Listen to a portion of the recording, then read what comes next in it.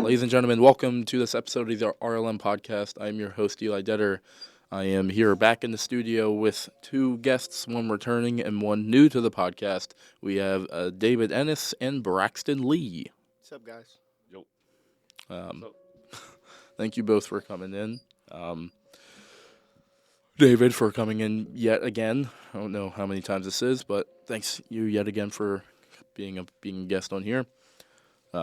Today, the focus and the main topic of the podcast, or at least what we'll start with, is kind of just focusing on the way that I believe that we have created a unrealistic view of what success looks like.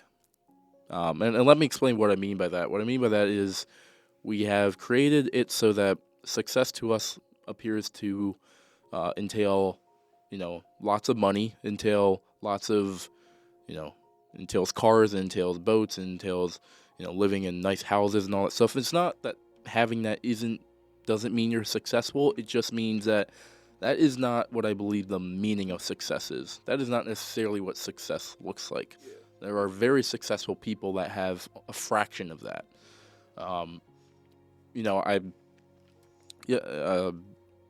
Wealth isn't something that I think we truly understand what it means.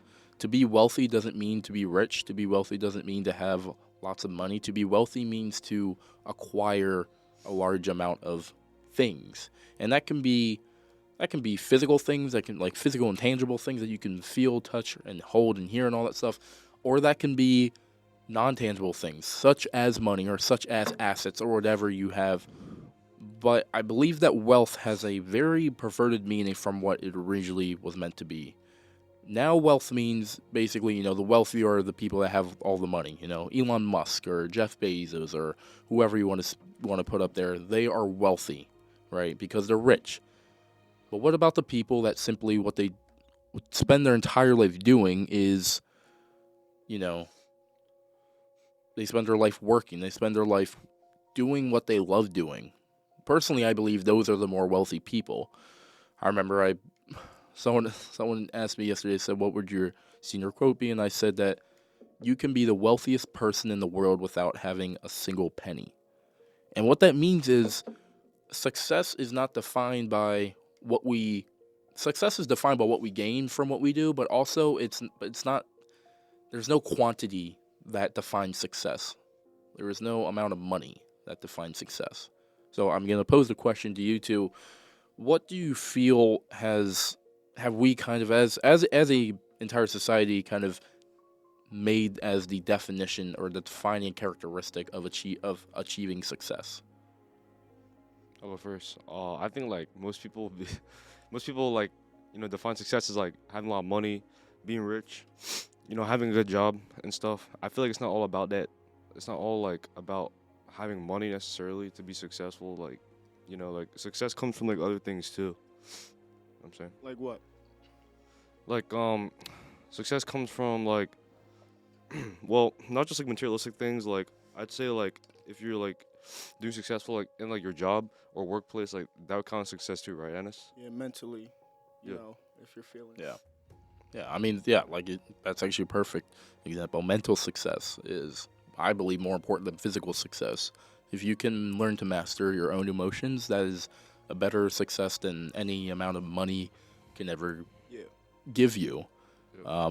And it's not if I did something and I was working real hard and I was making a lot of money, obviously I'd be like, yeah, this is awesome. I'm making a lot of money. I can do more stuff with this. It's a sense of freedom in a way.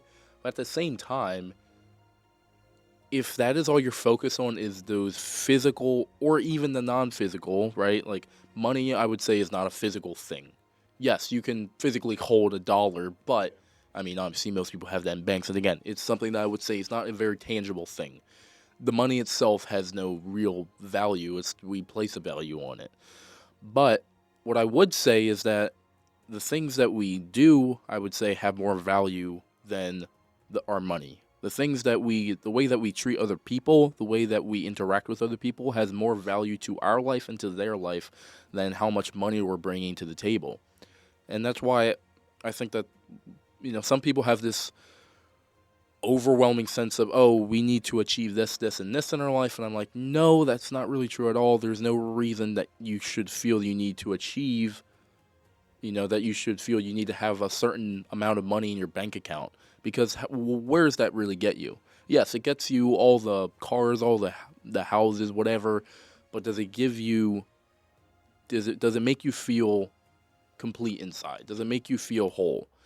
Yeah. Is it truly, what's the word? Is it helping? I mean, simple. Is it helping your mental state? Is it helping the people in your life, or is it just something to get that quick fix, to get that hit of dopamine? Mm-hmm. Now, what would you guys personally say in your own life is your, have you felt where you're like, yeah, this is success to me, or what have you done that where you were like, I felt successful in this endeavor? Just basically achieving my goals, getting accomplishments, getting, compliments. That's basically what success means to me. That means I'm doing something right. Someone acknowledges me in some sort of way. Yeah, I would say like the same thing David said. Like, yeah, whenever I'm recognized, for some good that I'm doing, I feel like that's like also like another form of like success as well. So, I agree. I think praise is. I know it's weird. A lot of people have different views on praise. Some people say that you shouldn't look for praise or reach for it. No, you shouldn't be doing things solely for the purpose of being praised. I don't think that means when praise happens, you have to be like, oh, no, this is bad, this is terrible. I think it's just take it with a grain of salt and realize that not everything you do are people going to praise you for. Hold on to it. Right. Facts. Love it in the moment. It's awesome. It means people are recognizing you, but also realize that it's not always going to be there. Those same people are going to move on. They're going to find something else, and like you said, you're not going to be the center of attention at any time, and you shouldn't reach for that. What you should reach for, if you focus on yourself, you're going to realize you're going to get a lot more praise and compliments and rewards and whatever. If you don't even focus on it, if you focus on yourself, if you focus on your own path, that is going to get you so much more than trying to do stuff just to get that that participation trophy. Yeah, if you get a compliment, like you said, take that with a grain of salt. As in, like, hey, I got a compliment. Now, what can I do that would be better? Yeah, and it's also just every accomplishment you make, there's always something you can do better the next time. Yeah, there's always room for improvement. There's no such thing as the person who can't get better. Some people think that they can't get better because they're too lazy to put in that work and try. And in that case, that's on you and that's your choice. But at the same time, are you happy with knowing that there is more you could put in and you didn't? I believe if you don't put 100% in every time, if you don't put 100% in at every possible time and you fail, you cannot at the end say, oh, I did everything there was to do. No, you did not, because you weren't putting in 100. I don't get mad at things when I fail or when I lose at something and I'm like, oh, I did everything I could, because I'm like, I probably didn't. I probably at some point said, you know what, this is too difficult, I'm going to stop. And at times that's our automatic response to when something gets difficult. I was talking to someone before and I was like, I think people these days get way too offended by competition. I think they're way too like, oh, I should have won. I'm like, but you didn't. So stop crying and move on. Yeah. It's like, oh, this was unfair. I'm like, too bad. It's a competition. One person is going to win. Move on. People don't understand. Right. And I'm like, I'm a person who hates participation trophies. I don't think they should exist. I think it's a ridiculous thing that people made to make themselves feel better. And I'm just like, what is the joy in getting a little trophy that every single person got? That means what? That you were on this team that, like, we're all winners? The only one who... Yes. I'm like, no. It's ridiculous. I'm like, there's a reason not everybody who gets nominated for an Oscar wins an Oscar. Because there's only one person who could win that Oscar. Yeah. There's a reason that not everybody in Hollywood is sitting with even some of the greatest, who we would call the greatest actors, there's a reason not all of them are sitting with, multiple Golden Globes and Oscars and Grammys or whatever. Yeah. It's because no matter how good you are, there is indubitably someone better than you, or there is someone who's going to win over you. And it's not something for you to sit in the corner and whine about. That's that unrealistic view of success that I'm talking about, where we think automatically if we do everything right, we're going to win. Not necessarily. Well, there's a higher chance, but it's not definite. Because look, people who are already winning, or at least close, they're also working. You Yeah. got to understand, it's not like they're not Yeah, working facts. Right. anymore. Yeah. After you get to a certain point, let's just stop. They're still working. So what you have to do is you have to work harder. If you really wanted it, Oh, you yeah. would have to work harder. Yeah. How do you feel about that? Yeah, I totally agree with David. David makes a really valid point with that. like if you really wanted that bad, then you just gotta work harder than the other person. Right. Like there's actually what Mike Tyson did was he would get up early in the morning, and he would go out to run laps because he knew his opponents were sleeping. Because he wanted more than them, so he's working harder than them. Yeah. It's acting when you know nobody else is going to be willing to go that far. Yeah. And that's why, it's interesting. So I am a person that, people know me because I work out all the time. I'm always in the gym or whatever. I'm working out. I'm cranking weights, and people are like, oh, you're a tryhard. I'm like, I'm not a tryhard. I'm trying harder than you are. That's the only reason they call me tryhard is because I'm trying harder than they are. I'm like, all right, look at yourself. What are you doing? It's you're over here, making fun of or clowning on somebody who's working. I would say you can only call me a tryhard if I'm like, I don't know, I'm sleeping in the gym just lifting weights. Guys, all the look time. at me. I'm doing But better. I'm doing better than you. Right. I'm not like Facts. broadcasting to the entire world. Yep, I work out. This is what I do. I'm working out. Guys, watch me. No, I'm usually silent. I'm just working out because I'm like, this is what I need to do for myself to reach the level of success I want to achieve. And that level of success does require hard work. That requires... What they're trying to do is they're trying to bring you down. They see that you're working harder than them, obviously. So they want to try to bring you back down to where they are. Exactly. yeah. It's not going to work, Exactly. especially with Eli Daddy, because, Oh, yeah. There's a mentality that I've learned time and time again. If you believe in it, it will not fail. Anytime you are in a situation where you feel that there is nothing left for you to do, you still have 40% left to give. You still have more gas in the tank, and you just need to get out of your brain and start living in the world. You need to start living in the moment and realizing, look, if you truly want to achieve what you say it is you want to achieve, you have to be willing to put in maximum effort. and even if you do fail, Well said. Well no said. matter how hard you try, even if you do fail, you didn't. Right, Because you got to look back right. and think, Facts. like, I think what I did would. earn? I'd feel Still earn prouder. something from it. Right. I'd feel prouder if I lost giving it my all than if I won giving minimal effort, or even giving just a little bit less than 100%. Yes, that means it Well wasn't said. Well said. worth it. Exactly. At the end of the day. Exactly. It to me, I'm like this.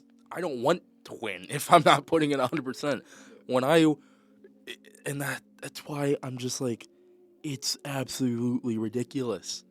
That's why there is only one winner in life, and sometimes there is no clear winner in life. Sometimes because you can't judge everybody by the same book. You can't judge. You can't put a bunch of people in a room judging by the same guidelines. People that come from all different places, all different backgrounds of life, all different stories, and you cannot judge them by the same ethics. You can't judge them by the same morals. You can't judge them by the same anything because they're not the same. That's why I'm almost like, yes, competition is great if you all want the same thing, right? If a bunch of people want to win the race, then yes, competition is great because all of them want to win that race. So the one thing that brings them together in that moment is the fact that they're on the track, they want to win the race. Yeah. That is all you can judge them on. You can't say, oh, I don't think it's fair to be like, oh, well, he's more athletic than that one, so that's why he's gonna win. No, it's not.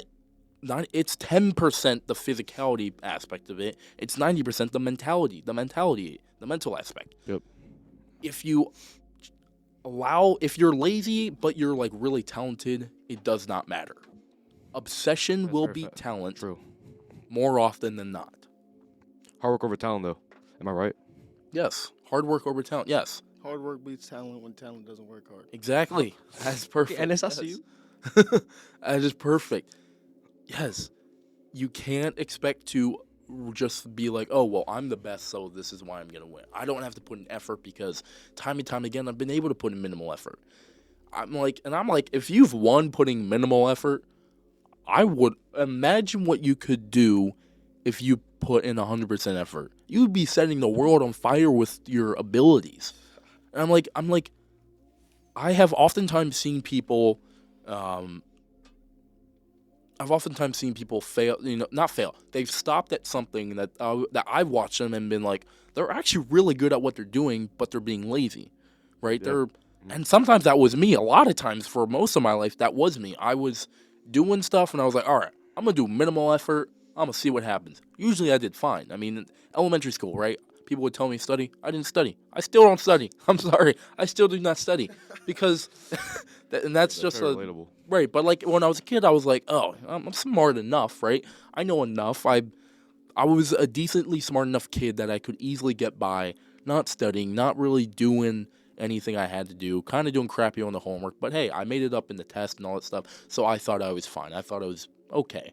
I got to high school and middle school, and I started getting C's and D's and F's in my class, and I was like, well, crap, I guess I really should have paid attention, or more rather, I should have changed my mentality. Yeah. Because sometimes it's not about what you know, it's about what you do with what you know. And what we do with what we know, truly, I believe it defines everything about our life. Yeah. So one of the routines I do every morning is, and when I come to school, there are two teachers that I write a little quote on their board. I change it every couple days, and the one quote I wrote I wrote like 2 days ago or something like that was, "Where you were born or where you came from does not define or will not define where you end up. Facts. What you do defines where you end up. If you were born in the slums, the worst of places, that does not mean you are going to end up as I don't know, it's a crappy job, but honestly, I'm not going to put shame on any job because they're all wonderful. You're making money, whatever, you're doing your work. It does not mean you're not going to end up in a great place. I did not come from the greatest of places. I came from Haiti, which, if you know and if you have watched the news, is a shit show right now. That does not define where I'm going to end up in my life. As you guys can obviously see, I'm not doing too shabby. I'm doing my best. I'm hanging on. And I know I'm going to end up doing amazing things in this world. And I believe all of you guys can too. No matter where you came from does not define the level of success you will achieve. Yep. I mean, there's probably countless celebrities that can tell you their stories of how they started out with, their parents abusing them or just terrible childhood homes or whatever.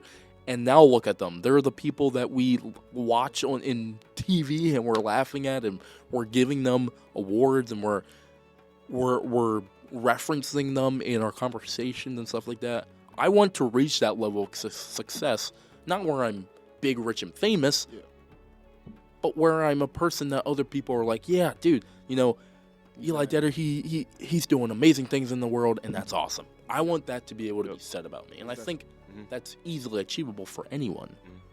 Make do with what you have, basically. Yeah. And if you don't like what you have, there's two things you can do. One, you can sit and cry about it and nothing's going to change, or you can strive to achieve more. It's interesting. So a lot of you guys do not know this, but I played around with the idea of a clothing brand for like the last year and a half. Yeah. And the clothing brand was called Project Anew. It was meant to be kind of like a runoff of the podcast and my own promotional stuff. But that phrase, I had Project Anew and Strive to Change. Those have very important meanings, even though it might just sound like a bunch of words being put together. Strive to change, it means strive to change where change is needed. Strive to change the things about you that you need to change to acquire what you need to acquire to be as successful as you wish. And Project Anew, it means when you fall, you have a chance to rise anew. Like the phoenix that rises from its own ashes, you have the opportunity to rise from the mistakes you've made, learn from them, and rise a whole new different person, or rather, a better person. Yeah. There is no shame and I feel that we had put a shame on people who fail. And I'm like, Yeah, honestly, true. there's no shame in failing. I True. would rather you fail and learn than you succeed all the time and learn nothing. I think that where we grow the most is when we fall and when we have to get up. That's when the most growth takes place in a person. That's why when people are complaining about stuff in their life, I'm like, hey, that sucks, but I'm kind of glad that it happened. Not because you deserve it, but because it is going to happen at some point. It's undeniable. Yeah. Yep. It's not a punishment to you or who you are or anything. It's just like I said in my last podcast, it's the 1,000 natural shocks that are going to happen in your life. It's the bad things that kind of just happen, and you have no explanation for them. Yeah. It's kind of like boxing. At the Yeah. end of the day, you know? Yeah, very true. It's about how many times you're going to get up. Right. Mhm. Not about how many times you're going to hit them or how many times you're going to get hit, Yep. but when they hit you, and they will, are you going to get up? If we looked at life that way, almost all our problems would be taken care of. If we looked at life as, hey, Totally, yeah. I'm not going to think about how much I'm going to hurt my opponents or how much I'm going to do better than everybody else. I'm going to focus on when I fail, because I will at some point, not because I'm a person who fails, but because I'm a human that fails. When I fail, am I going to be able to learn to get back up, or am I going to stay down? I hope for all of our sakes that we all decide to stay up, because there's just a better life lived if we continue to get up. Yeah. Yep. And a lot of times it feels difficult. It feels impossible. But I think that if we have the right support system around us, I think we can learn that when we get up, there's way more opportunities for us, because there's people that see us for not our failures, but how we reacted to them. And when we have that, when you have those people in your life, when you have the people waiting at the top of that mountain, waiting for you to get up there so they can plant the flag with you, that's going to make all the difference in your life. That is success. When you have the people in your life who, no matter how much you fail, no matter how terrible of a thing you do, they are willing to stick with you and show you and guide you to the light. Yeah. Mm-hmm. That is more success than I could ever ask for in my life. And that's, that's more than, that's easy for us to say. Because Right. We live in a good community, we go to Hempfield. Yeah. But for the people who are, more unfortunate than us, they might have nobody around, but you could still look up, like, who do you look up to? Personally, I look up to my parents. Yeah. I have parents, I Same. have Yep. my friend parents that I've come to know, and I admire them for what they do. And obviously I have many other sources of inspiration. But yeah, you're right. We are very fortunate. I do admit that where we are does lend us the capabilities to have more opportunity and to have more freedom in certain ways. Yeah. Yeah, that's a good point. But at the same time, I do believe that even in the worst of situations, you can come out at the end and be at the top. And if we can all manage to do that, I think we might. Most definitely. I think we might be able to turn the world into a little better of a place than where we found it. Yeah. Well, we do need to wrap it up here. Thank you both for coming in and speaking on the podcast. I know it took a little bit of rescheduling to get it to happen, but here we are. I thank you all for listening, and I hope that what you take away from this episode is that wherever you are right now, no matter how low you are in your life, no matter if you're at the top, there will be a time when you have to make the hard decisions. And for your sake, I hope you make the decision that isn't the easy one. Because usually the easy one is the wrong one. The hard choices are always going to be the choices that make you a better man or woman. They are always going to be the hard choices are always going to be the ones that leave you a better person than before you made it. So I hope you make the hard decisions, and I hope you realize success does not equal money, does not equal fame, does not equal whatever. Success, you define your success. There is no definition. Don't choose the path that you want. You choose the path that you need. Yes. There is no set definition, so go out and get what you need from life. Thank you all for listening. We hope you have a wonderful day. See you next time. Peace out.